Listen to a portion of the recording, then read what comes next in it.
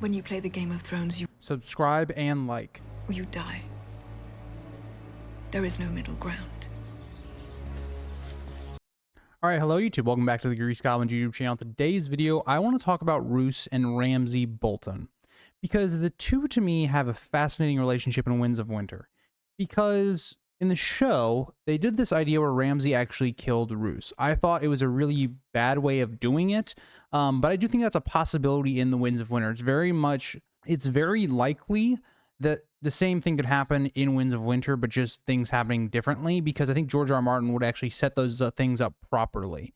Because one of the things that I think is way more apparent in the book than in the show is that in the book, Roose, I feel like, especially after the Red Wedding, wasn't really able to be given the time to be shown as the real person to fear of House Bolton, the real person in charge. And that was definitely because they were building Ramsay up to be the new villain of the story after Joffrey's death.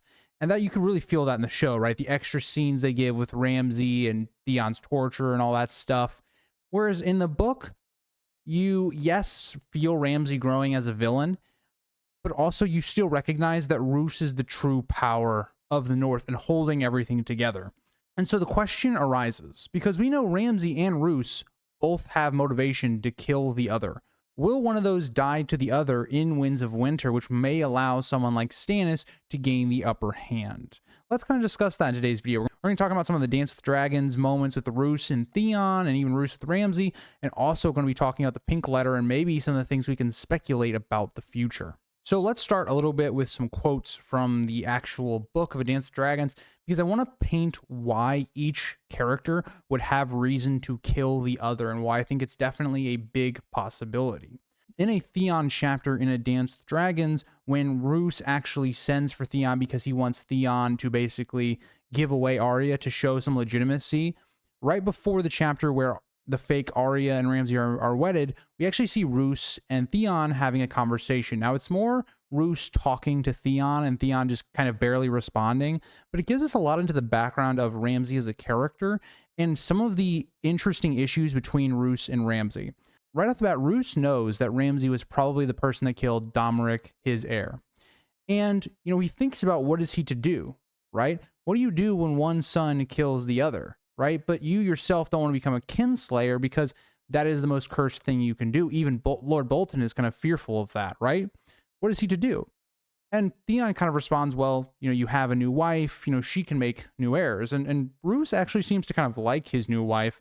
And, you know, he's like, yeah, she is fertile. And there are a lot of Boltons that could be had from Walda Frey. But then at that moment, Roose kind of backtracks again, because Roose knows that Ramsay will likely kill all of them, and Roose won't live long enough to see a son come to, you know, becoming an adult, right? He doesn't want to have like a situation where you have a boy lord as your ruler. That's the death of a house in his eyes. And so he's faced with this really tough situation, because Ramsay is definitely hindering Roose's progress in keeping the North together against Stannis. Ramsay is one of the biggest issues. Even somebody like Barbary Dustin, who is one of, I would say, Stannis' staunchest allies at this time. And even she kind of is turned off by Ramsay and almost would probably go against him if things changed and went differently.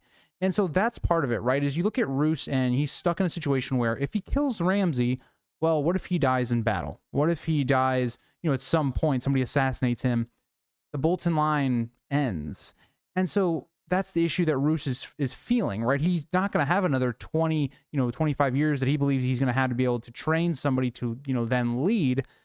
But also the current situation is not very good either. Roose constantly talks with Theon about how his rule was a quiet and peaceful one, right? There wasn't a lot getting out about what was going on in the Bolton lands, right? It was all kind of kept under this kind of quiet tension, right? Nothing reached the Starks about what was going on, about, you know, what Roose was doing to, for instance, Ramsay's mother, all of that. And Ramsay is quite the opposite. Ramsay very much has a lot of controversy around his name, you know, all the stuff that, you know, he does with Lady Hornwood, all that stuff, like that all comes to the fruition, and people have a bad reputation of him already, where Roose doesn't have those things, but he's somebody that people are fearful of because of because of his appearance, how he holds himself. Now, another thing that I think would prompt Ramsay to go against Roose is actually early on in this exact chapter that I'm talking about. Roose is basically putting Ramsay down, right? And he does this right in front of Theon. Even when Roose is taking Theon, Ramsay gets a bit defensive. He says, taking him where? He's mine. You cannot have him. And Roose seems to be amused by this. All you have, I gave you. You would do well to remember that, bastard. And remember, Ramsay killed a guy in this chapter for calling him a bastard. That's how far Ramsay goes. It's Ramsay's biggest insecurity.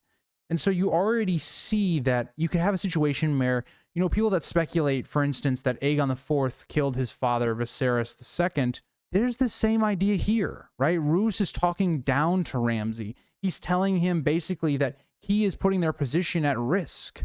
Ramsay himself has to basically tame himself publicly because of his father. And so you could see a scenario in which we get to Winds of Winter and Ramsay flips and he takes the full power and rulership. Let's even look at the pink letter. Now, I think there are two main theories for the pink letter that make sense. I think all the other ones, to me, I just don't subscribe to. But I think it's very likely that both Mance or Ramsay wrote the pink letter. Now, let's take a look at why Ramsay might have written this pink letter and why that could compound to the idea of Ramsay killing Roose. Because in this letter, he ends it by saying, Ramsey Bolton, true-born Lord of Winterfell. Now, that is true, right? Ramsay was to become the Lord of Winterfell. That was basically his station and all that. But do you really think Roose would let Ramsay send this kind of letter out if he was not gone? And so that to me is the interesting part, right? Or was this letter written by Mance and it was Mance trying to, again, get under Jon's skin to make him come south, all of those things. And if you write it in Ramsay's hand and play under how he speaks and all those things, it's going to be more provocative. It's going to be more believable than Roose sending this kind of a letter to Jon.